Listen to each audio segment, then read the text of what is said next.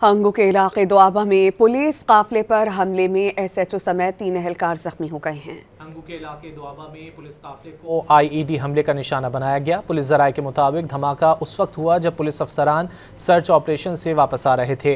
धमाके के नतीजे में एसएचओ थाना दोआबा इमरानुद्दीन समेत जख्मी एहलकारों को फौरी तौर पर डीएचक्यू अस्पताल हंगू मुंतकिल कर दिया गया। वाक़े के फौरन बाद पुलिस की भारी नफरी मौके पर पहुंच गई। इलाके को घेरे में लेकर सर्च ऑपरेशन शुरू कर दिया गया। हंगू के इलाके दोआबा में पुलिस काफिले पर हमले में एसएचओ समेत 3 एहलकार जख्मी हो गए हैं। हंगू के इलाके दोआबा में पुलिस काफिले को आईईडी हमले का निशाना बनाया गया। पुलिस जराये के मुताबिक धमाका उस वक्त हुआ जब पुलिस अफसरान सर्च ऑपरेशन से वापस आ रहे थे।